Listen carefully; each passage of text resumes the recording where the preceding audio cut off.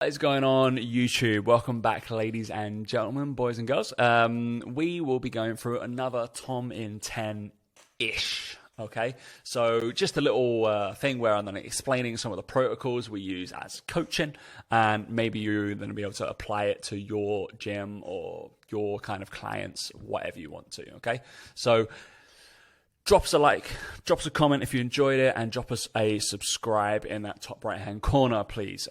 So really help just starting to build the channel as I build my Instagram, as I build my coaching service, and providing as much information as I can. Hopefully a bit slightly entertaining some of the time.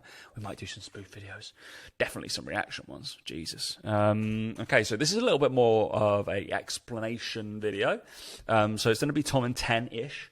Cool. So just because we didn't have enough time to explain some of these videos of these wonderful people, they're my athletes. Okay. Every single one of them plays a little bit of sport or is a coach themselves. Okay. So, and with them explaining what they're doing, why they're doing it, and how they're getting better, essentially. Okay. So we've got 10 minutes on the clock here, and we're going to go straight into it. Okay. So we've got Paul. He is a cricketer. So right now he is going through a triphasic phase of training. All right, so that means 3 phases essentially, and if you have 3 phases of lifts, you essentially have your concentric, isometric, and eccentric. Right now we are in that 3rd one, right? So it doesn't mean that's the order that you're doing, but we are focusing on eccentric phasing. The reason being, we're trying to kind of overload the muscle group a lot before we go into an isometric phase, but we're gradually getting a little bit more force absorption on those joints and those muscle groups that we use across 5 big key movements. So we got deadlifts, squats, split squats, I think we've got a pull-up and just a normal barbell bench press. Okay, those are my 5 key movements that we've applied this mechanism to over his week. And we do have a bunch of other stuff he obviously does. Okay, so it's to keep him in shape and top condition. But obviously he's in the off season, doesn't start playing cricket until the new year, so he's going to smash nets as soon as he goes back in. Anyway, so we've got a split squat here. So we're going to describe, we've got a 5 to 7 seconds down, and he's actually working on a light day. Okay, so he's at about 65% of his 1RM, which we had already previously tested because Paul's done one of my combine groups previously. Okay, so he knows what he could be doing. It doesn't have to be this kind of barbell. We can use just any kind of goblet. We could use a safety bar, we could use a Hatfield, we could do front squat, we could do, or front rack, we could do suitcase loads. It doesn't matter. It's just have to be of your RM, of that kind of loading, okay? Because I need it to be a certain amount of difficulty. But basically, we've got that big load of that hip. This one's really active, so we're increasing dorsiflexion, and knee comes give or take around the end of that toe. But we're focusing literally on that control, that eccentric phase control, so he's able to explode. So think of it, if he had a tempo, I'm just going to use 3, there's no point at the top. Okay, eccentric phasing is 5 to 7, isometric is 0, and concentric is 0. Okay, that means you do not pause at the bottom, and you need to be as powerful as you can when you go up. I want you bursting through the ceiling. Okay. All right, so let this run out and we'll go into Sam. Okay, so this is combating strength. He's got 6 to 9 weeks of this kind of stuff, and he's going to be a beast out of it. Okay, it is a little bit CNS fatiguing, but it's all right. All right, now we have a crossover to wall drill acceleration, basically. Okay, so we're just learning. So before this, he would have done some posture holds in that crossover step. And then he's got this crossover of this right hip that's going to be turning over to being quick, basically. Okay, so Sam's a coach. We do some stuff to educate him as well, so he's able to apply some certain sport-based ideas. And this is derived from some of my work with Exos, Athletes Performance, Altis, that kind of stuff. Okay, so athletes, those NFL boys, pretty quick. All right, so this is working on the premise of a crossover step. So you might have a half step. So if you go into a base position, which Sam's going to adopt now. So he's going to go base position, but he's going to go into a little bit of a lean base position as he goes through. We'll pause it at that base again. Actually, jitters, boom. All right, so he pauses it at that base position. So that is literally just going to be, we've got, boom, I'm pointing, and I got my cursor. So we got hip flexion. Arms should be ready to go. We got knee flexion. It should be drifting over his toes a little bit. Okay, so it's ready. You're ready to go. You're going to sprint away from someone or something. I don't know. All right, so, and we're going to basically load this hip, which is closest to the wall. This one is going to come and attack, and we're going to go into that wall drill we might have completed before, which is an acceleration tool, okay? So this is just acceleration on a turn, right? So we're using the outside hip to fly around, get a first big step, and we're enabling ourselves to this one. We're attacking the ground if we're going to sprint through that wall, okay? So pretty cool exercise. We've got for basically athletic, basic quickness. Sam's one of his goals is to be stronger. He's been with me for a while, but we also want to be able to dunk when he goes to play basketball. Okay, so with a white man cone jump, we'll see. We'll get as close as possible. Okay, so he shifts it. Beautiful hip shift there. So he's leaning into where he wants to go. If we always played like NFL or something like that, the cornerbacks, when they're kind of marking a receiver, when they have to chase them, their hips tend to turn and their torso begins to be like square on, so I can look you in the eyes the whole time, but my lower body's reacting to what you do. Okay, this is all about that, so we can react lower body and basically T-spine's gonna go with. So he's nice and quick, and we shuffle it through. Beautiful. Right, now we've got a footballer. All right, so we've got Jack, who is going through a little bit of knee rehab, but we actually returned to training about last week. Okay, returned to training in 15 minutes of a game. So we are trying to go through. Again, it's a very quick eccentric phase, okay? So last time we obviously had a very slow. So this one we're looking for speed of force absorption, all right? So we go from a rapid concentric and then we catch into an isometric, okay? So he's got an easy little bridge here, and then we're trying to basically stop ourselves from falling.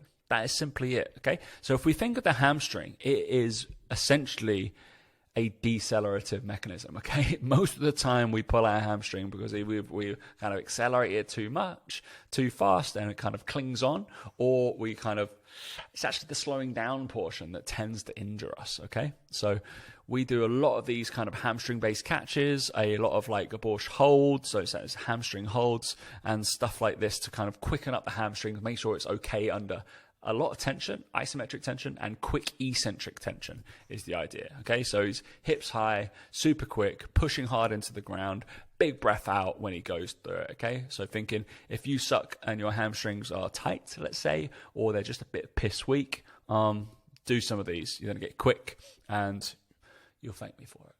Be fine.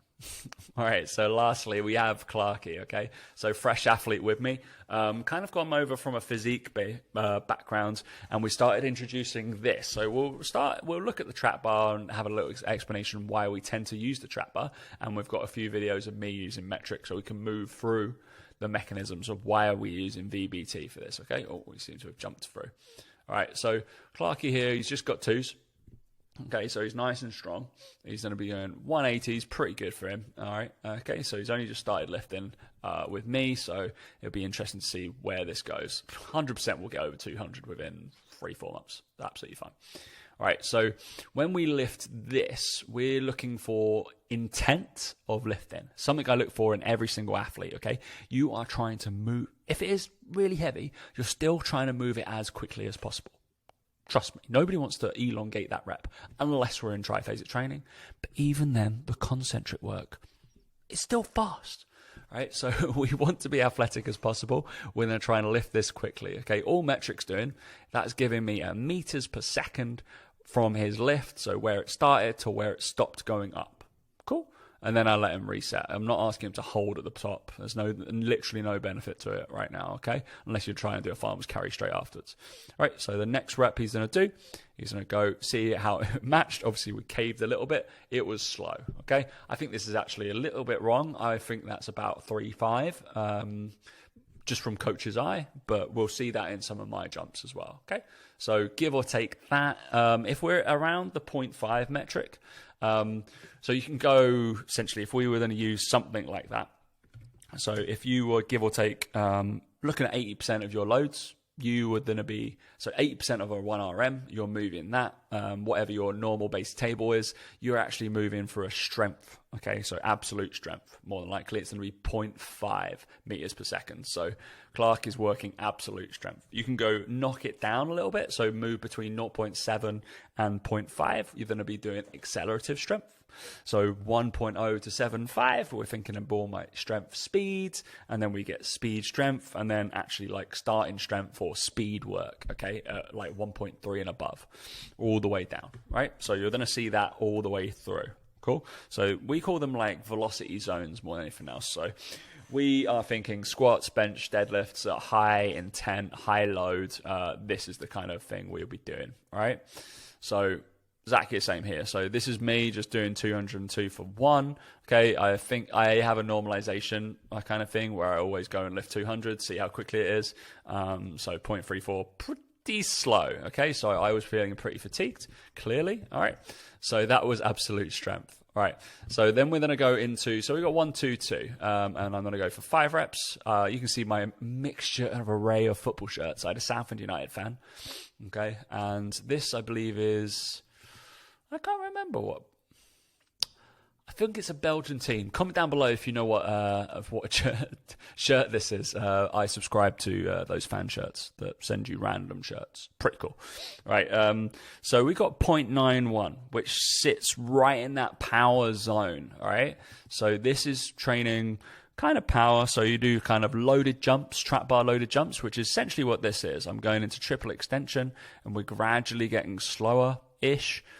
Okay, but the chances are I don't really want the drop off to happen. So you could have a drop off of, like, we were trained to drop off to like up to 20%. Okay, so you could drop off probably to like 0.8, 0.75, and I'd be happy with it. If we drop off too far, we're probably fatiguing and we're no longer training for power because it's not moving quickly. All right, so you got to think this is probably more around cleans, Olympic lifting, that kind of stuff, like accommodating resistance of bands and stuff like that, okay? So that looks pretty cool. And then this last one, we're going to move into literally just speed, right?